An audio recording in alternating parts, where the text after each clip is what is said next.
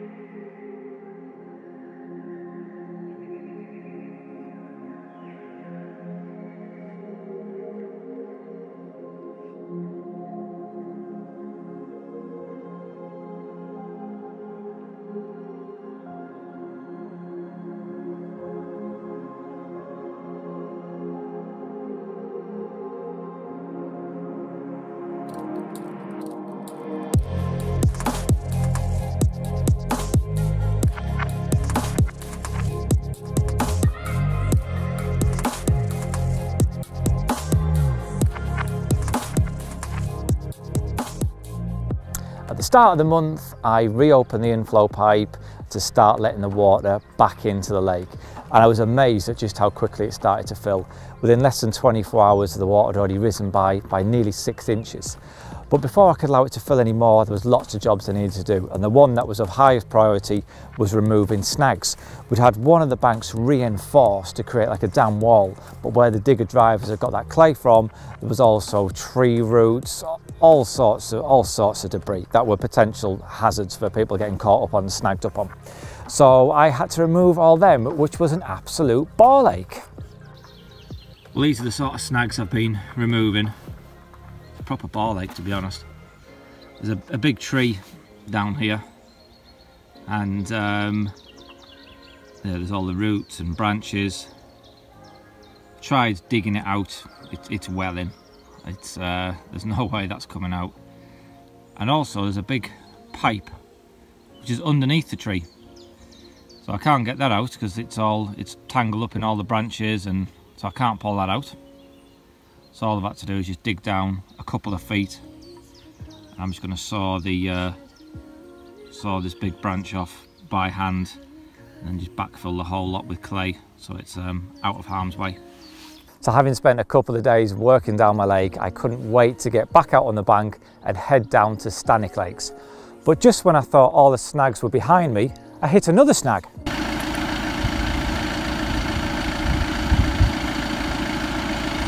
So I should have been on my way down to Stanick Lakes to see Mike, who won 24 hours with me in the Fox Syndicate competition. But as you can see, I'm going nowhere today.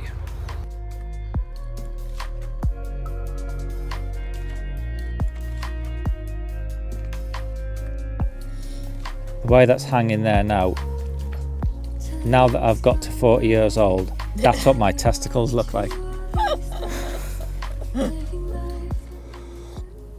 Oh, delicious. I'm gonna sip from that side. You're missing out. You can never get it as good as normal tea, can you? I reckon this is better. Better? I haven't had normal tea in nearly 2 years, but from what I remember, this is better than normal tea. Really? Yeah, that's what we're at. So, it turned out I had a faulty AdBlue sensor which kept coming up with a warning that the engine wouldn't restart in 100 miles. So I had to take my van into the garage the next morning. But they sorted it out really quickly, and I was able to get on my way down to Stanick, although some 24 hours later than planned. For this session I was on Elson's Lake. It's my favourite lake on the complex. It's home to some awesome old English carp, and I was holding 2 24-hour tutorial sessions. But I decided to get the rods out as well, and I thought things had got off to the best possible start when after just 5 or 10 minutes I had a take on my zig fish 2 foot under the surface. But instead of it being a carp, I found myself reeling in a tinker, and that's probably the first tench I think I've ever caught on a zig. It wasn't long though before one of us did hook a carp. This time it was my man Ellis in action.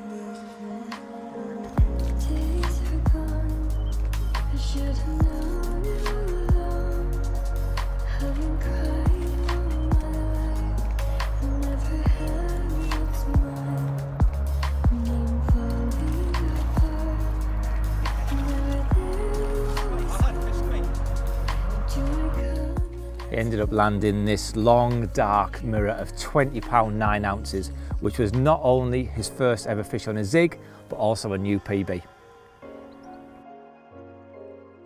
Not content with breaking his PB once, the greedy bastard only went and caught another.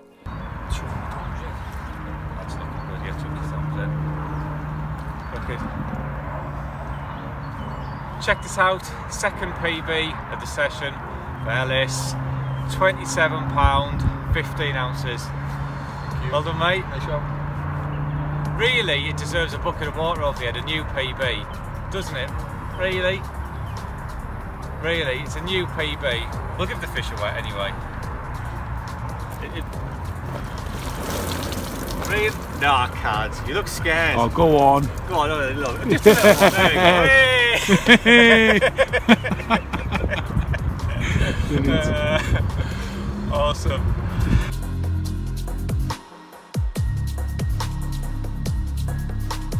It was the following day before I managed to catch a carp, and although it was quite a small fish by Elson standards, it still felt great to get off the mark.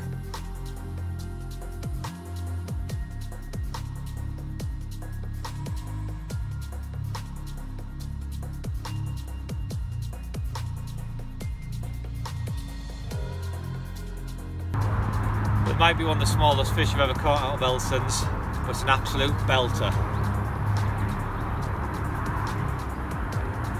And it saves a blank.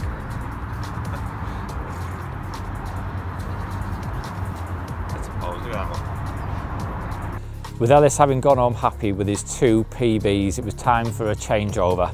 And this time I had Mike for the next 24 hours. We carried on using the exact same tactics of short, all black zig liners, and just into darkness I managed to get the next take, and it was a lovely scaly mirror of just under 20 pounds. Just an hour later and the same rod was away again. This time it was a really nice chunky common of just over 25 pound. So my past 2 bites had fallen to black zigs during the hours of darkness. And on my previous session, I also caught on black zigs at night as well.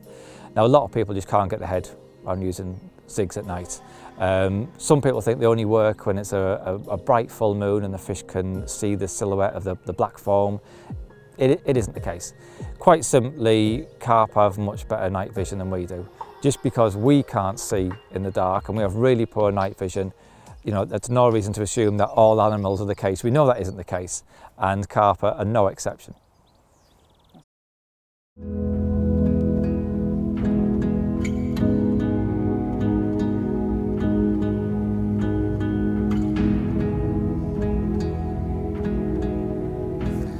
Having slipped back that 25 pounder, I had a phone call from my mate Brad, who was fishing on the Syndicate Lake Roman next door, and he'd caught something very, very special. Oh look, Brad. Check this penny for me. Yeah. Ready? 18. Oh, yeah. Fuck. Careful, bro. Just under it. 49.14. 49.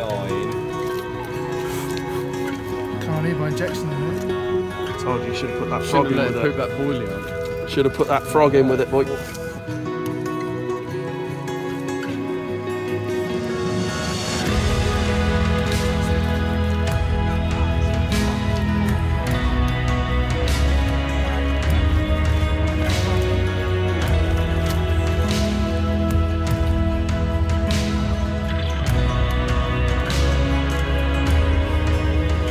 Seeing that fish on the bank was absolutely incredible.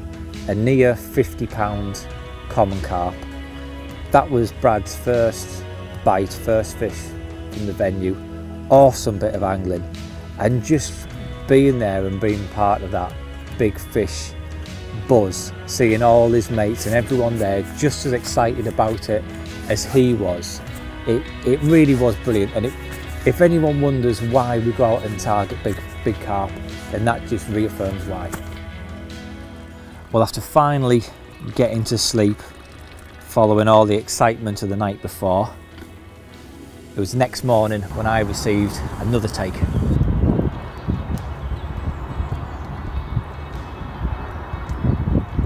So, the fourth fish of my session so far, and it's the biggest one yet. 27 pound, 13 ounces. Over the moon with this one. And every fish I've caught has fell to the little black zigger liners. Really chuffed.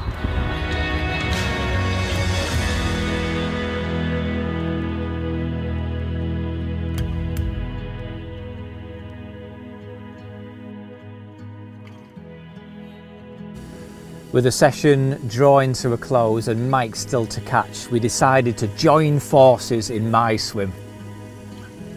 Well, what happened next, you literally couldn't make it up. We're getting down to the dying minutes of the session. I'd reeled in my rods, my barrow was loaded. Mike had reeled in one of his rods, he just had one rod lying on the ground. And I said, right, that's it mate, I'll see you back in the car park. I started pushing my barrow. I went about two pegs down and heard Mike shouting. So I ran back, and the one rod he had laying on the ground, he hadn't even received a take or anything, but when he'd gone to reel in, he had a fish on the end. And that fish turned out to be a new PB common for him. It was just the most unforgettable ending to a session. He was absolutely blown away. Neither one of us could really believe what had just happened. It was just fantastic. So, you're not going to believe what's just happened here. Everything packed away. The rod's just lying on the ground. I've packed all my kit away. In fact, I'd packed all my kit away and was halfway barrowing back to the car park, and I've heard Mike shout at me. There's one rod that was lying on the ground, one remaining rod lying on the ground. He's picked it up and there's a fish on the end. Talk about leaving it to last minute.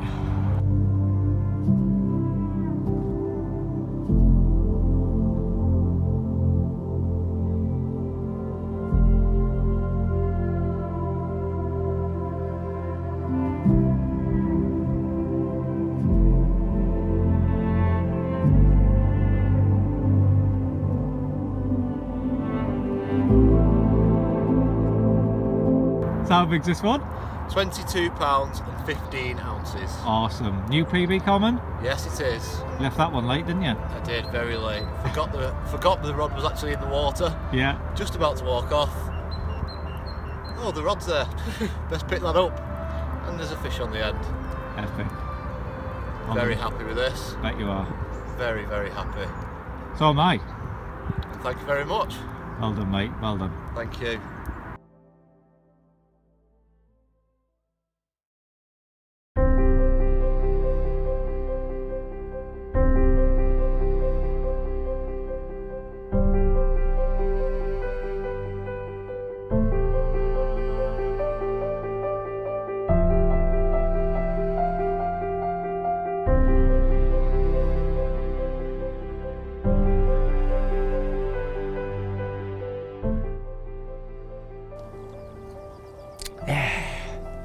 So having spent a successful couple of days down at Stanwick, it was time to spend some time at my own lake.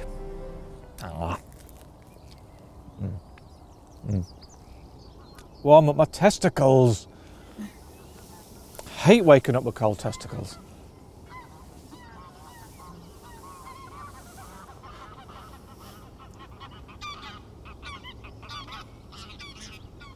Feel how warm they are.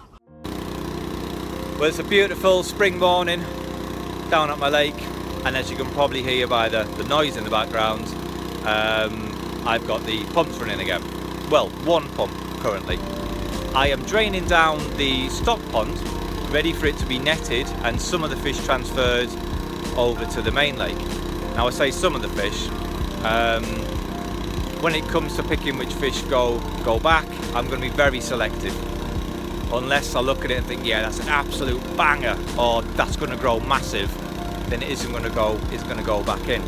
When the lake opens in 2020, I want every capture to be a special capture.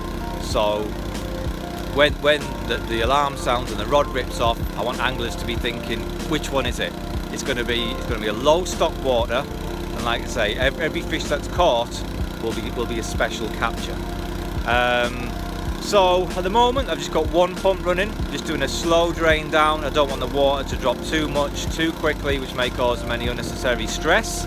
So fingers crossed we won't have any pump issues this time, and everything will run nice and smoothly. I'm sure it will. The following week I was down in Essex for the Fox Consultants Social, which is on a private syndicate.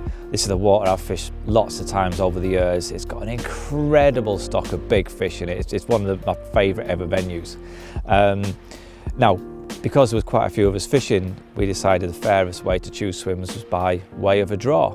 Now, I wasn't able to get there in time for this, but Lewis Porter picked out a swim on my behalf. And when he rang me and told me what swim I'd got, I was still about an hour away on the M11, and he picked out the peg that I think all of us wanted to be in. It was down at the shallow end of the lake. Temperatures that week were set to be 25 degrees, the warmest week of the year. And knowing this, I think my foot got a little bit heavier on the accelerator. I just couldn't wait to get there. When I actually got into the swim, it turns out the fish weren't all stacked up down there like I thought they would be. They're actually at the opposite end of the lake entirely. There was a few fish in my area though, but they were kind of tucked away on a snaggy far bank margin. Well, these are the trees, the snags that I'm casting towards from the opposite bank. And I mean, I'm fishing about half a rod length from the edge of these trees. Obviously not now, my rods are reeled in, but I'm fishing about half a rod length from them. But the fish are just showing no signs of wanting to leave this real sort of dense area of snags. They're tucked really deep in amongst. I mean, I've seen fish literally just down here, and you've probably got like 20 yards from the bank to the edge of the trees. Normally this would be, well, it wouldn't be covered with water normally, but because of the recent floods, this is now about 2.5 feet deep, and the fish really are loving exploring this new safe haven that they've got. The water level was actually quite high. The following week they had a bit of flooding, and this area in amongst all the trees where the fish were is normally dry ground, but this was now 2.5 foot deep, and the fish were absolutely loving it in amongst those trees, and they were quite reluctant to sort of venture out into open water. I did think it would just be a matter of time though before the fish did eventually move down there in numbers. The temperatures were getting hotter with every day that went by, and they did get down there. The problem was, at this point I was on the A1 northbound, and I think the next day when lads were fishing that area, it really kicked off. But so I ended my session with a blank, but it was an awesome time. Great to get together with the lads, great to see some big fish on the bank. It was just a brilliant social.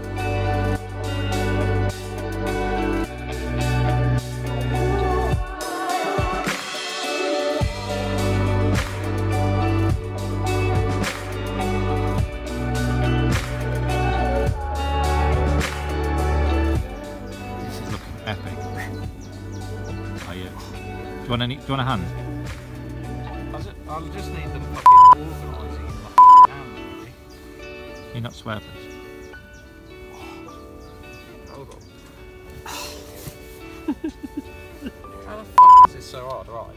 There you go. Right, now nice. Someone put the other one there. Really? So pick it up and put it there. Come on, Harry. It's hard watching you try. If this was a challenge, would you be assisting me in any way? I don't think so.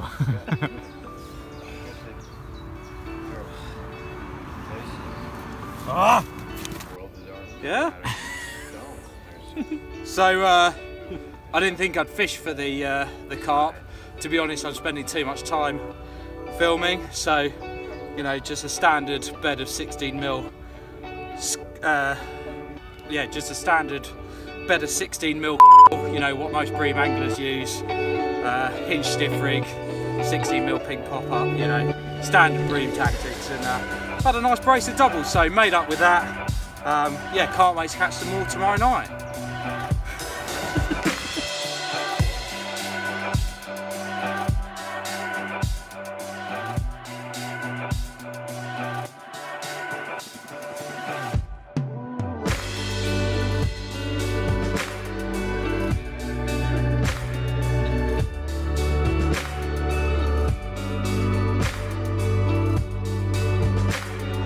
Before I went away, I'd left my dad in charge of pumping down the stock pond, and I couldn't wait to get back down the lake to see how things were getting on. Well, I didn't get back from the Fox Consultant Social until really late last night. But on my way home, I did call down the lake to top up the pump with fuel and get it running again. But it's the first time I've seen the stock pond since before I went away. And it looks like my dad has done an absolutely bang-up job of keeping them pumps topped up with fuel, because the stock pond has gone down probably about 3 feet. So it looks like he's been down here round the clock. We've got a couple of days to go before we will be netting this and transferring the best fish across to the main lake. And looking like it's all going to be drained down just in time. So, with the stock pond drained down, it was time to crack on with the next big job.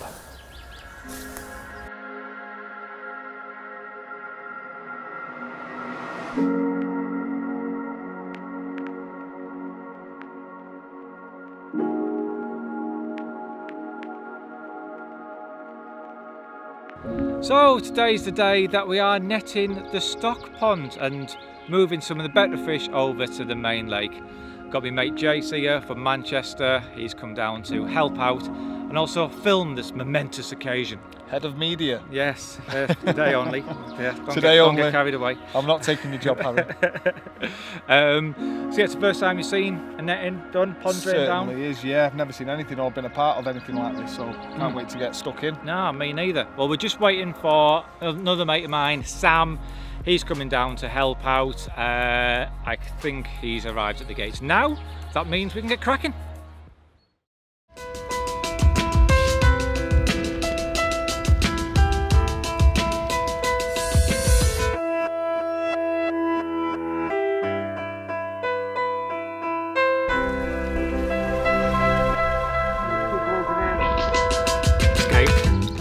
This one's a fish called Footprint. It used to have a footprint shaped scale on it, and it's a fish which is normally about 30-31 pound. So he wants to go, so I'm going to let him go.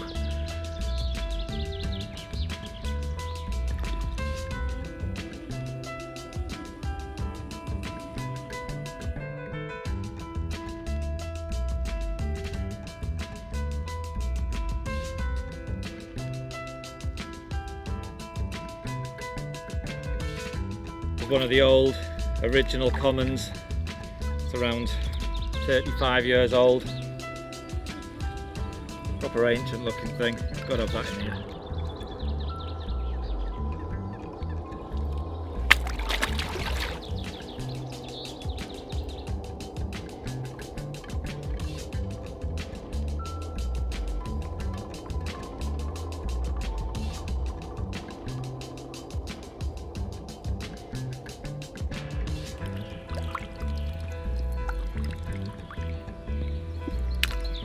I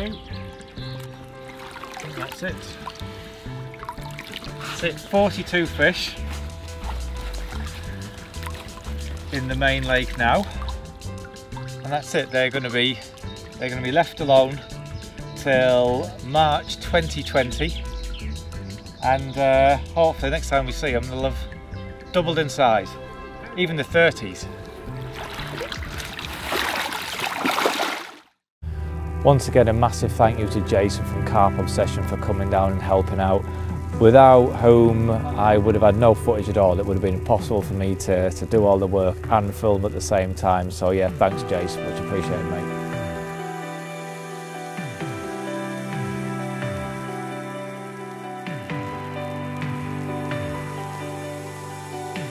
Well, following months of hard work and the fish finally returned to their true home, it was time for more tutorial sessions. And once again I headed off down to Stannick Lakes. This time though, I was fishing Mallard Lake with Ian.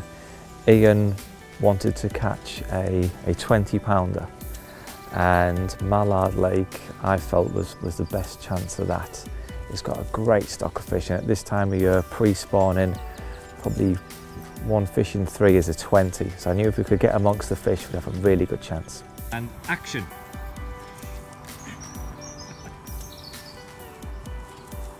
That's some great acting, Phil. He's already wrote the ticket once, he's just pretending now.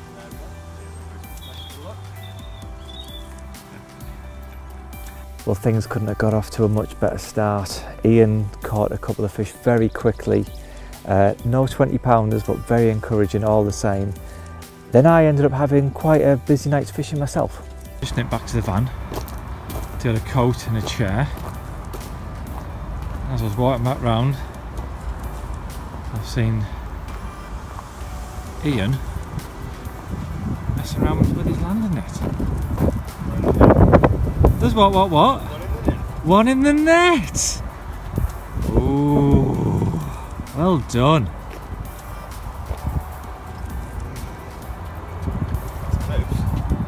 Oh, cheeky left-hand margin, eh? I'll tell you what, I've really lost my rod. Oh yeah, they'd be savage. Let's have a look at him then. What's your PB? 18.2. Let's have a look. No, he's nowhere. No. But awesome start.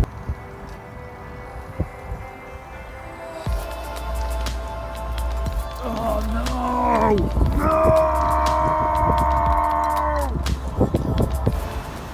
Well, it's been a brilliant start to this session. Ian and I have had 2 fish each so far, this one being the biggest, 22 pound, 11 ounces. Although I do wish you would have caught this one, because this would have been your PB, wouldn't it? Yeah. But there's plenty of time yet. I'm sure we'll get it, mate. I'm sure we'll get it. So fish number 3 for me, and it's another 20 pounder. 20 pound, 10 ounce. Really chuffed with this one, but I just wish Ian would pull his finger out and catch one now. Yeah.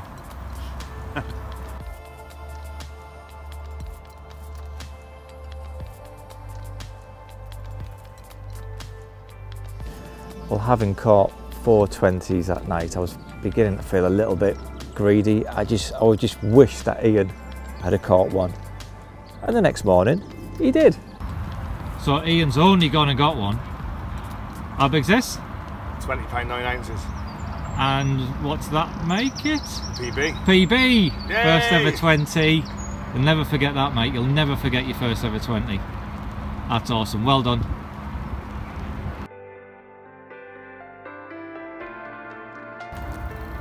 I knew it would happen if I walked out the peg. Can't believe I've missed it.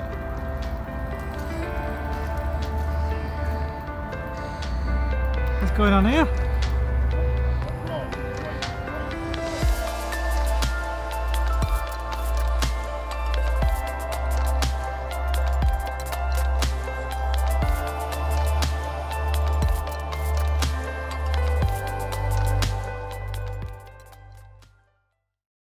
With Ian having caught 5 fish, including his new PB, I then had Roy for 48 hours, and we decided to stay put on Mallard. Again, Roy got off to a great start, caught a fish really quickly, and the next day we managed to get one off the top as well on Swan Lake next door, which was nice.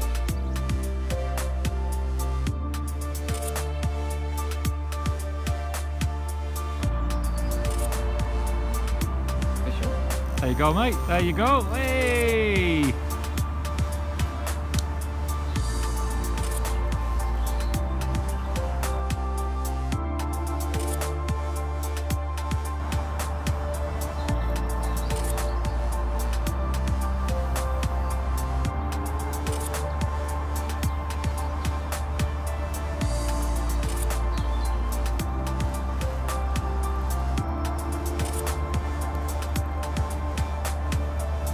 So a cracking little common off the top.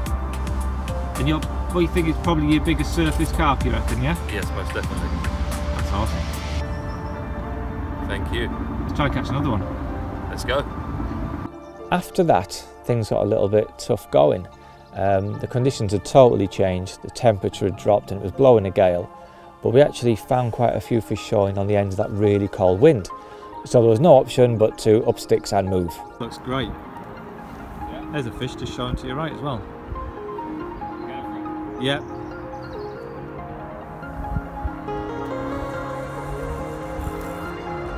Go down.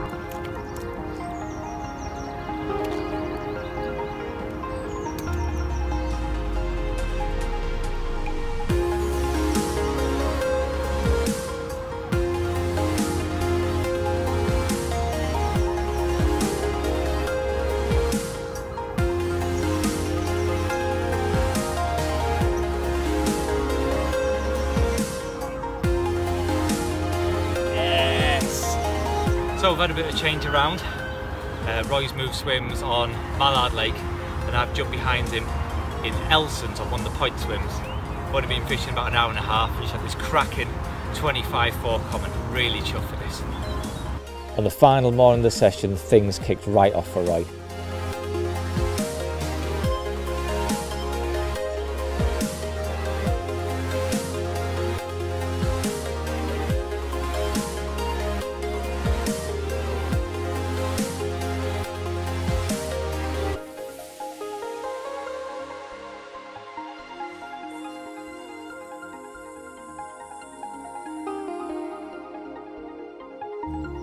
Not only did he get a double bubble, but while we were preparing to photograph them fish, we ended up getting another double bubble.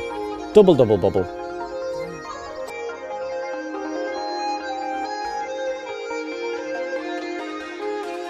But it was a great few days down at Stannick. There was lots of fish caught.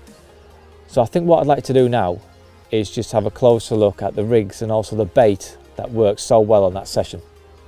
Now, I've never been one for using my baits straight out the bag, so to speak. I think there is so much more you can do to them to maximise attraction and really crank up those food signals. And this is how I like to prepare my live system boilies. Okay, first of all, I've got a couple of kilos of live system boilies here in this bucket. I've actually air dried these ones. Reason I've done that is when you air dry them, it removes the moisture and then they become almost like a sponge. They suck up any liquid very quickly. Next, I add some bottled water, and the reason I use bottled water rather than tap water is I don't want the baits being tainted with any chlorine or fluoride sort of smell. And the reason I don't use lake water is I may reuse these baits on another session on another venue, and I don't want the risk of any cross-contamination. So I'm just going to add enough water so the baits are almost covered.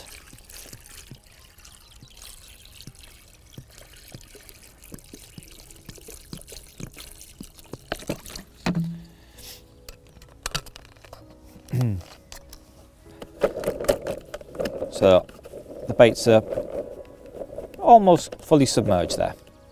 Next I add some Amino Blend 365 liquid. It's a lovely creamy liquid that really does complement the live system well. Next, to really crank up the creaminess, I add some cream. So I've just got here some single cream.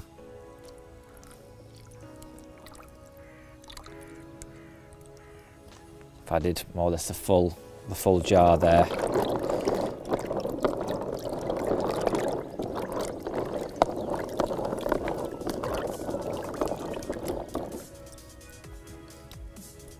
That liquid absolutely tastes fantastic. Now I'll leave these baits to soak for at least 48 hours prior to my session. So when I come to use them, they'll have soaked in all that liquid, all them attractors, and they'll also be really soft. Now I prefer my baits to be as soft as possible. You can see there I literally barely need to squeeze them and they just break down to nothing. Personally, I think that carp do prefer softer baits. It requires a lot less effort to eat, and I think One particular instance that really sort of validated this for me was when I was up at a climbing tree at my lake, and I was watching a fish swimming around, picking up a few baits, and it probably picked up 4 or 5 baits, and you could see it chewing, you could see its gills going where it was chewing on the baits, and it swam a few yards and then just spat the whole lot out. It's like it couldn't really be bothered. It couldn't be bothered to put in the effort to actually crunch the baits and eat them. And on that exact same occasion, I had some paste, and I rolled up a few balls of paste, put them in the same sort of spot, and the fish came back. It sucked in the paste, you saw its gills going, and it ate all of it. So although actually you probably would have caught that fish by using a harder bait, on that day when the fish was feeding a little bit finicky, it definitely preferred to eat the softer baits. And ever since then, I've always wanted to replicate that by using a soft bait. So by doing this little process here, it means I'm fishing with a super soft bait that's absolutely packed full of attraction. So that's the bait, and this is the rig that worked well for me on that occasion, and it's one that's worked well for me on many occasions before that. You'll have seen me using this rig time and time again. It's my variation of the hinge stiff rig. The stiff section is tied using doubled over 30-pound rigidity, so obviously it's super stiff, and it basically creates an extension of the hook. I think it's very hard for the carp to deal with it. I've tied this one especially short, which kind of gives you the same mechanics as a Ronnie rig, but is better than a Ronnie rig because it isn't a Ronnie rig, and I don't really like Ronnie rig. So yeah, this is what I've been using. The hook bait it was and it still is a white Northern Special. The hook bait is a white Northern Special pop-up, size 5, stiff rig, beat point hook, and the boom section's tied using 25-pound Camotex semi-stiff.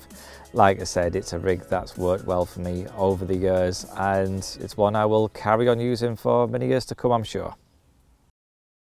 Well, having spent so much time away doing tutorials, as well as working at my lake, it was nice at last to spend some time with the kids.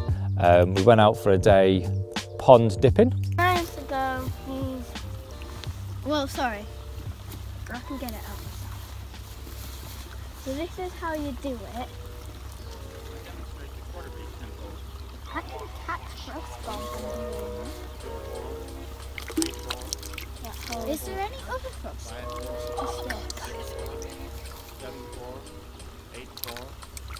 Oh, that hole actually helps when you're pouring it out. But not when you catch it.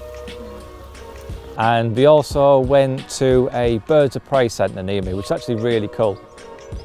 Don't know why I sounded surprised, it was really cool.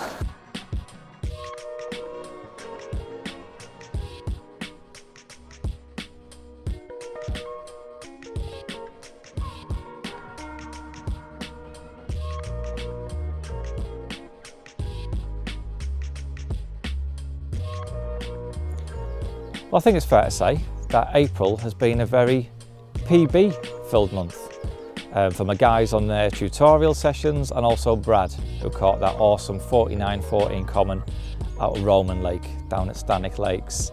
It's also been a very productive month. Got lots of work done at my lake, tied up a lot of loose ends. The main lake is now full of water, and the fish have been transferred from the stock ponds to their proper home, and everything is all tidied up, ready for the next lot of jobs to be carried out. And that brings us up to May, where I'm currently 4 days into my session at Spitfire Pool. Haven't caught anything yet, but I've got a couple of days to go. So join me next month to see how this session ends.